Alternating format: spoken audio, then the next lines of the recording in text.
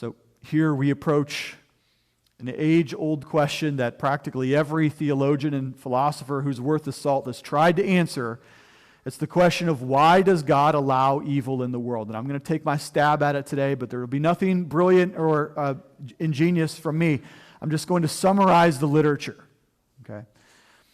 Why does God allow evil? Well, when we try to explain this, we're trying to offer up what's called a theodicy. A theodicy is an explanation for why a holy and just God would allow evil to come into the world. So here we go. I'm going to try. First thing,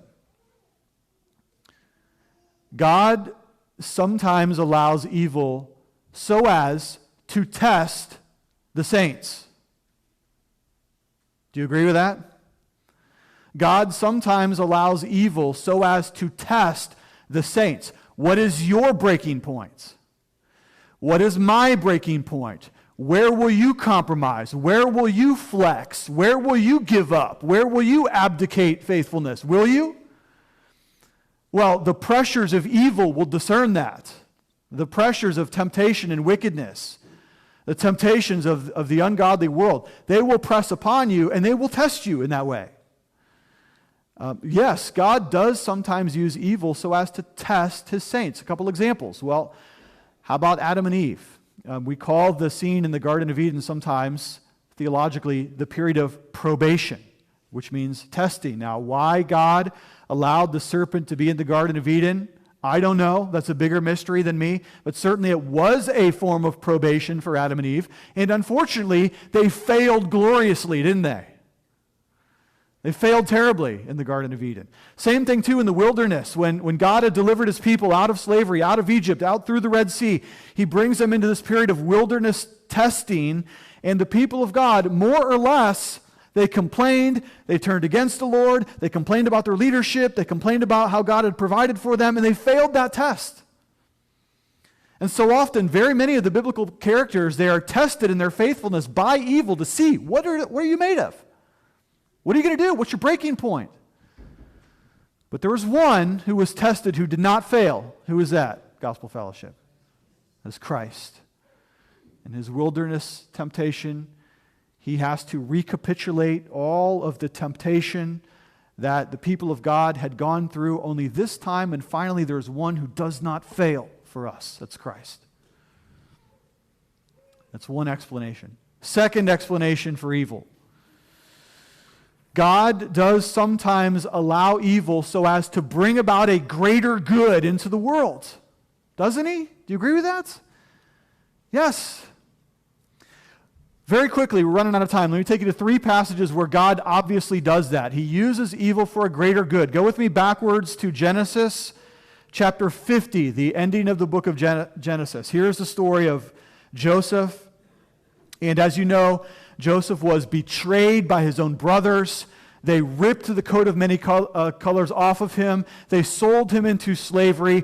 Joseph has to experience the trials of prison life, and yet he is raised up. He is vindicated by his own righteousness. And here at the end, when he has his comeuppance against his brothers who sold him, he does not betray them likewise, but rather, in Genesis chapter 50, he says this. This is really important. He says, "As for you, you meant evil against me, but God meant it for good, to bring it about that many people should be kept alive as they are today."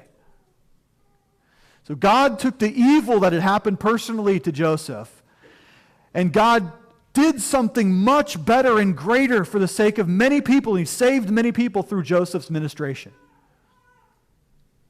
Okay, I'll give you another one quickly. Go with me to the book of Philippians in the New Testament. Philippians chapter 1. Paul is in prison here in this scene. This is one of the prison letters. And Paul is more or less struggling with his imprisonments. In some sense here in Philippians 1, he even anticipates that he might die. But then he says this in Philippians 1:12. "I want you to know, brothers, that what has happened to me has really served to advance the gospel, so that it has become known throughout the whole imperial guard and to all the rest that my imprisonment is for Christ. And most of the brothers, having become confident in the Lord by my imprisonment, are much more bold to speak the word of God without fear. So Paul looks at his own situation. He's in prison. Okay? He's imprisoned. And he says, why am I here? Because people are evil? Yeah, but God is doing something greater than that, and it's because of my imprisonment that this whole battalion has been evangelized, he says. Not convinced? One more. Go with me to the book of Acts. This is the best one. Paradoxically so. Look at Acts chapter 2. Peter's preaching here, his Pentecost Day sermon, and Peter says something that is so theologically profound. We would do well to meditate on this for the rest of the day, but we don't have time. Look at Acts chapter 2, verse 22. He's preaching. Peter says, Men of Israel, hear these words. Jesus of Nazareth, a man attested to you by God with mighty works and wonders and signs that God did through him in your midst, as you yourselves know. Now look at this. This Jesus delivered up according to the definite plan and foreknowledge of God, you crucified and killed by the hands of lawless men. Now that is interesting, isn't it? Because here you have in one sentence, in one breath, the greatest possible evil. Right? The crucifixion of Christ. Christ being the most just and loving and kind and gracious man who's ever lived, and they crucified him. And yet, what does Peter say about this? It's a wicked, evil act, and yet, this was in accordance with the definite plan and foreknowledge of God. Why? Because it's the cross that brings about the redemption of the elect. So yes, God uses great evil to bring about much greater goods. And sometimes the best we can do is just trust and hope that that is true in our situation.